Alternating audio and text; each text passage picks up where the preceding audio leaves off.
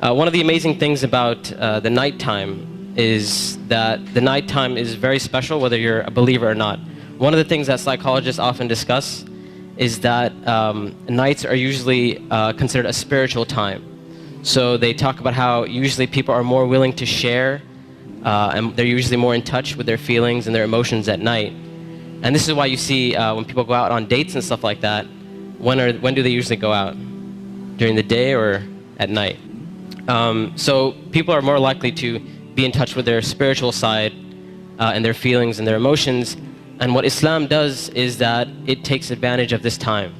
So while other people are busy doing other things, a believer takes that spiritual time and they take that emotional time and they devote it to their Lord. And one of the things that the scholars often talk about is that the night is a testimony of a person's love.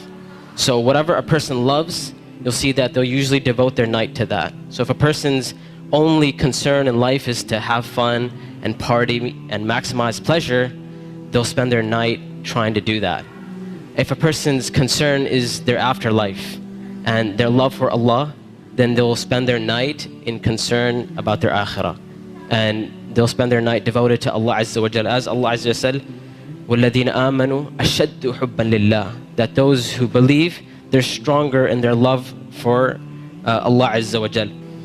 It's no secret, it's no surprise that our ummah today, our nation today, is not doing too well. And I hate to be negative, I hate to be negative about issues, but this is just a reality. And the point isn't for us to become depressed and say we're a goner and there's nothing we can do. The point is, how do we bring ourselves out of this situation, and how do we become like the companions radiallahu ta'ala anhum? And this is why one of the things that is often said by the classical scholars and even scholars of our time is that if we want to rectify this ummah, if we really, really care about this ummah, we really want to change this ummah, then we will not be able to do it except that which changed the beginning of this ummah. Meaning, if we really care, we really want the ummah to progress. Now we're Muslims living in the West and we care about Muslims in America, and we really want Muslims to be in a better state, then we have to look at the sunnah of the Prophet ﷺ and how the companions did it. And it is in that we're going to find our ummah come to life.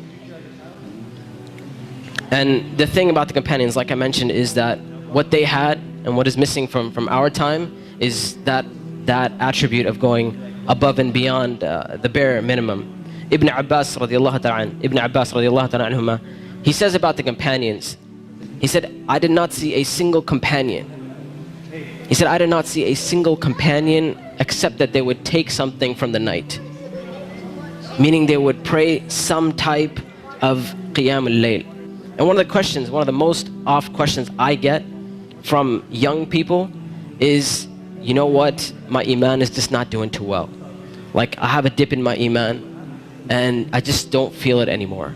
Or a lot of times people who start practicing Islam, they'll have this iman high and they're doing really, really well, and then a time will come where they'll be like, it just doesn't feel the same anymore.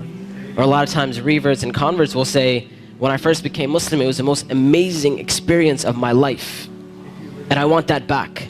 I want that experience back. And one of the first questions I ask these people is, how is your connection with Allah?